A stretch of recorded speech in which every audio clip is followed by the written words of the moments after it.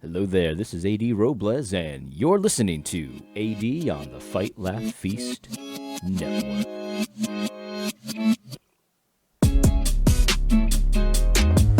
All right, well, before we begin today, let me just start where I've been starting every episode. And please, if you have not become a Fight, Laugh, Feast Network Club member, please consider doing so. Use the show code Robles, that's ROBLES. Use the show code Robles, that's ROBLES. I think it's become crystal clear that you need a non-propaganda source of information when it comes to Christianity and culture. Gospel Coalition is just in complete lockstep with the mainstream propaganda machine. Every propaganda term that CNN can dream up, Russell Moore will use, Tim Keller will use, Matt Chandler will use, all of those guys will use, whether it's something completely against the church or not. It doesn't matter. They just are good little soldiers. They're taking their orders. But here's the reality. The Fight, Laugh, Feast Network will not do that. We will not take orders from people that give us the propaganda talking points to talk about and then do it. I've never once had a conversation with Gabe or any of the brothers over there that said, hey, you got to lay off so-and-so. You got to stop doing this. You got to stop talking about that. It never happened. It's just never ever happened. And if it did happen, I would leave the Fight, Laugh, Feast Network. But that's why this is an important network to join. So please, if you could like this content, please support it and use the show code Robles to let the brothers know that you appreciate this content in particular. Now let's jump into it today. Obviously, there's been some highly dramatic performances at the U.S. Capitol this week. And I have to say, I think that people, sorry, I went away from the microphone, but I think that people have this impression of me that I don't think is very justified, but maybe it is. Maybe it's my fault. But people think I'm this hyper-political guy, And oftentimes people will ask me, are you going to watch the debate? Are you going to watch the speech? Are you going to watch this and that? And the answer is no. I kind of chuckle every time, and I don't watch that stuff. You know what I mean? I'll watch a clip if somebody has a clip and they say, oh, this is pretty funny. If it's like less than 2 minutes long, I'll watch it. Ted Cruz saying something funny. I'll watch it. But I don't spend my time watching C-SPAN. I don't watch State of the Union addresses. I just have no taste for the theater of it. I've told people this for years. Even people that are highly political. In my private life, I talk to them. And I have very hardcore political opinions, but when it comes to the theatrics of it and like the drama and all that kind of stuff and Republican versus Democrat, I don't get involved in it. I definitely got involved in saying it's a sin to vote Democrat because it so clearly is, and it's a sin that a lot of people are given over to. But yeah, I voted for Trump. I explained maybe in one video, like I dedicated one video to explain why I voted for Trump or why I was going to vote for Trump. But that's about it. So this morning or yesterday morning, somebody sent me a screenshot of one of the Democrats winning the Senate race in Georgia and said, "Good morning, AD," trying to gloat. And honestly, I didn't even know who was running. I just didn't follow it. I don't care that much about who wins senator in Georgia. I just don't. The only one I did know was Warnock because his name reminded me of Warlock. You know what I mean? So that's the kind of things I think about. But anyway, I'm not really that political of a guy, and so I don't understand why people think I am. But that's okay. It's not a big deal. But man, this stuff is crazy. So we get people storming the Capitol, and of course everyone and their mother is rushing to condemn it because. Of course, violence is condemnable. Now, I saw some people from my side of the issues here that were saying that, what do you mean violence? One person died and the police killed them. That was at the time we only thought one person had died. But no. Violence includes property destruction. Violence includes that kind of stuff. So, of course, it was a violent attack, and I always condemn all illegal violence. I can't condemn all violence because some violence is just and necessary, but mobs like that don't have that authority. So of course I condemn that. But people were going a lot further. They wanted me to condemn Trump and the movement and Trumpism and all this. And I don't even know what happened. So I'm not going to condemn. I'm not your little dance monkey. So, just because you insist that I condemn something that I don't understand doesn't mean I'm going to do it. I don't understand what happened at the Capitol, and neither do you, which is very interesting because people don't learn their lessons, right? Like, I saw Jason Allen, this is shameful, and they just jump into conclusions and stuff. And people don't learn their lessons. I mean, you remember we had the Covington kids, right? And everyone and their mother, Jason Allen, Beth Moore, all these. This is just racism. And then, of course, they all had to backtrack because it wasn't racism, obviously.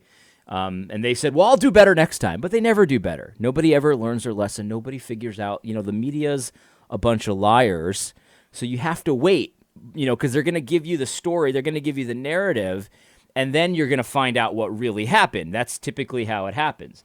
I even said this back during the Black Lives Matter riots. I remember there was an image. I put it up on the screen. I forget what video it was, but it was a black guy, and they were looting a liquor store, and he was wearing baggy pants, and he had Cristal or whatever cognac in his pants. And I put the image on the screen, and I said, this looks like a thug, but I don't know what this is. I don't even know where this picture was taken. I just, there's just so much that I don't believe in the media. I don't instantly believe what they say. And, of course, the facts come out, and then you realize that, yeah, Black Lives Matter is a terrorist organization. Antifa is involved, that kind of stuff. People were provided pallets of bricks and fire and stuff like that, and you get to thinking, well, this is obviously quite organized. This is not just a bunch of thugs deciding to ransack a Target. No, this is organized, and so you have to consider, what's going on here, right? And so, I haven't changed my opinion there. You don't believe the media right away. Now, we all fall victim to this from time to time, but I continue to urge you, don't believe the theater when you know a liar is the one telling it to you. I want you to see this image here, right? This is a bunch of clowns, obviously. And this is not the first time I've called the right-wing people that are obviously LARPing clowns. I did back during the Charlottesville rally as well. Those are clowns. You know what I mean? They're LARPers, obviously. And so we got a couple neck beards, with MAGA hats on. Then we've got this guy in war paint and a raccoon hat with like devil horns, holding an American flag and a bullhorn. And it's like, so what in the world are we seeing here? You know what I mean? Like, I just, that's the first question. Like, why am I seeing this? What is going on here? Why are they in the Capitol building? Why has this happened? And it's just like, you think to yourself, is this what the typical Trump supporter looks like? Because this is what we've been told Trump supporters are. They're basically Neanderthals, barbarians, a bunch of neckbeards, and incels, and stuff like that. And that's what Trump supporters are. They're just a bunch of deplorable people. And then you see this image of some deplorable-looking people in the Capitol. How'd they get in there? You know what I mean? Why was this, psychopath, whoever this is, I don't even know who this is, why was he allowed in? And so you start to think, okay, well, I got to wait here because this is so preposterous. This is so it's on the nose, right? This is too on the nose, and it's like, how has this happened, right? And so you got to wait and see what happened here. And the reality is that I think accidentally the social justice warriors. Oh, my brother called me. The social justice warriors have some valid questions here. I think they have them accidentally, but it really ought to make you think. Here's Dr. Eric Mason. He's one of the ones that asked the question. I was thinking about doing a fake Dr. Eric Mason voice, but this is a very serious topic, so I'm not going to do the fake Dr. Eric Mason voice, which, by the way, I think I'm very good at the Eric Mason impression. Here's what he says. He says, I'm supposed to be on a social media break with my church right now, but I needed to post this. What is going on right now is the opposite of what we are called to do. People with Jesus signs, etc. Folks, we are living in a very strange day. Jesus will judges the leaders of nations when he rules, when he returns. We must be sober-minded now. Oh, and if you still don't believe that this country doesn't have a racist system, black protests peacefully and the National Guard shows up. White people climb walls and burst in rooms with no guards. P.S. Breaking perimeter on Fed building calls for a kill shot, but yeah, I'm critical race theory. So Eric Mason wishes that there was more bloodshed, and what his point is that why were there this many, National Guard members there when there was a black protest, a peaceful black protest, but these clowns were allowed into the Capitol building, and of course his answer is that it's racism. I don't think it's racism because I don't believe conspiracy theories, but that's a valid question though, right? How were these clowns, look at these guys. How were these guys allowed into the Capitol building? And then you see videos of the police just letting them in. And you start to think to yourself, why are the police just letting them in? I'm not calling for them to all be shot, but why are they just letting them in? You start to ask questions, and it's like, I think we need to get to the bottom of that before we figure out what to condemn here, right? Because obviously you can condemn violence. That makes sense. But we actually don't know what the situation was here. Why was this seemingly allowed to happen? I agree with Eric Mason. This was allowed to happen. And so the question is, why was this allowed to happen? And I can think of some pretty valid reasons why this would be allowed to happen. But the truth is, I don't know. That would be a theory. My theory, here's my working theory. This was allowed to happen because the optics looked terrible. And so because of this, they actually didn't have to really seriously consider the election fraud challenges. In fact, they didn't. In fact, many people cited this as the reason why they were changing their minds about questioning the election fraud. That blonde lady said that she was gonna vote to postpone or to challenge the election, but now since this clown was allowed into the representatives, the House of Representatives, she wasn't gonna challenge it anymore. So it had the effect that I think was intended. I think that this is mostly a staged theater event. Anyway, so these clowns come in, and all of a sudden the senators change their mind on their challenge. And if we had a real media, they would ask the question, okay, blonde lady, so are you playing politics now or were you playing politics then? Because certainly the presence of these clowns doesn't change the fact that there was election fraud that we should look into, right? So were you lying then or are you lying now? There's a problem here. The presence of a bunch of idiots doesn't change the fact that the election possibly was stolen. So what's your angle here, blonde lady? And then she would have to answer that question. But we don't have a real media. Obviously, we don't have a real media. They're all about the narrative. And what is the narrative that is being pushed? Well, Jemar Tisby is definitely part of the propaganda machine, and he'll tell you part of the narrative. Here's what Jemar said. He said, "Don't miss the religious elements of what's happening at the Capitol. They said critical race theory is the biggest threat. What they're showing us is that Christian nationalism is and has been the biggest threat not only to Christianity in the U.S., but to democracy as well." I'm sure Jemar Tisby cares a lot about democracy. But this is the narrative, guys. We've been told that this is what Trump supporters are for 4 years. And then they're magically appearing at the houses of Congress just let in. I mean, let's just face it. There's no reason that it should be easy to get into the Capitol for a bunch of people. Minotaurs, I guess. This guy's like a minotaur. There's no reason that he should have been allowed in, and he was. And so what's the story here? This is the thing. You got to understand the story crafting as well. The story crafting is that this is what Trump supporters were. And by the way, this is Christian nationalism. These are the Christian nationalists. And every big evil idiot and their mother is jumping on the bandwagon and against Christian nationalism. This is Christian nationalism to them, and so they're going to stand on their little platforms, and they're going to denounce it with every fiber of their being. And so, guys, this is the propaganda. This is who you guys are. To Jemar Tisby, to Russell Moore, to Jason Allen, to CNN, to MSNBC, to Al Mohler, to Beth Moore, to Tim Keller, to Matt Chandler, to Eric Mason, all these guys, If you watch this channel and you don't hate my guts, this is who they think you are. This is the propaganda that the pagans are using, and this is the propaganda that Big Eva is also using. They think you are this. This is me right here as far as they're concerned. And that's pretty twisted, because we actually have no freaking idea what has happened here even to this day. This is the next day. But the narrative was set even before yesterday happened. The narrative was decided, and they were just going to go with it. They knew that these morons were going to be allowed into the Capitol.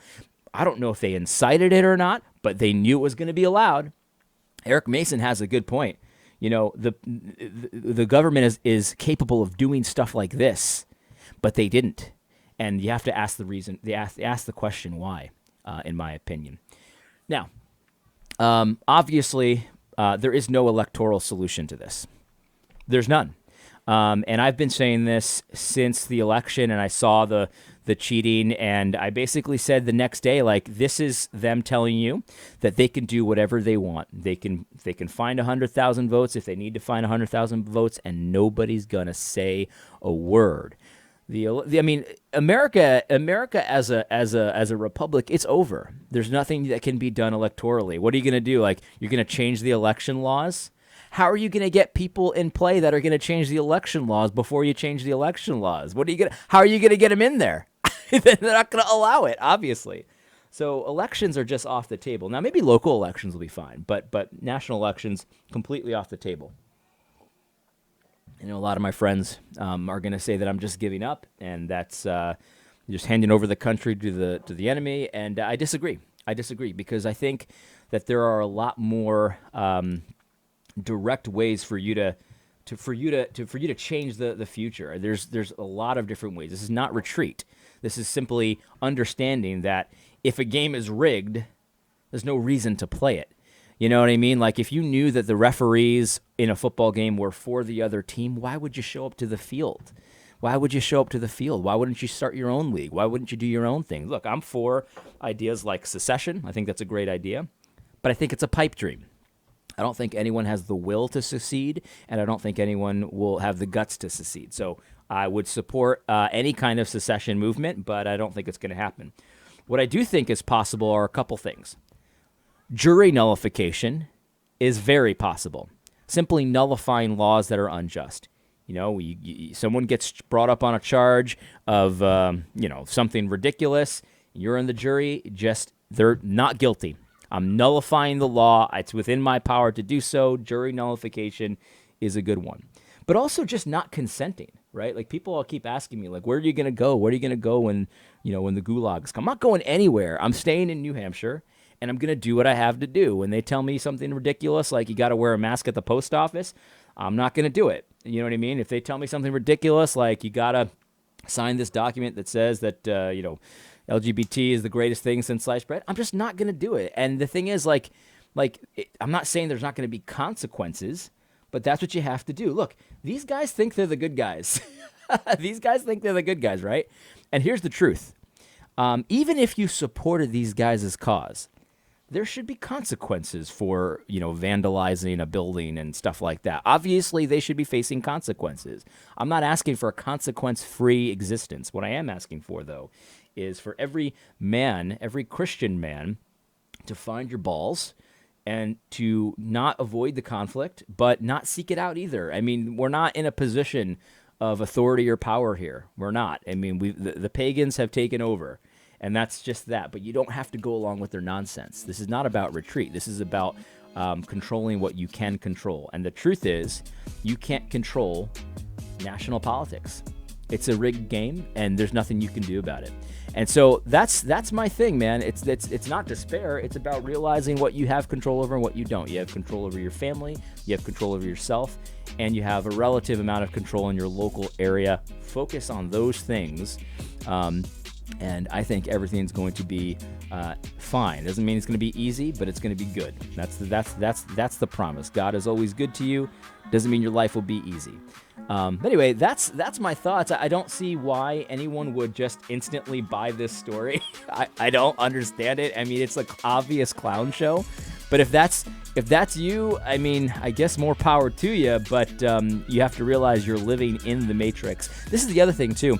The media wants you to just react. They just want you to react. They don't want you to think.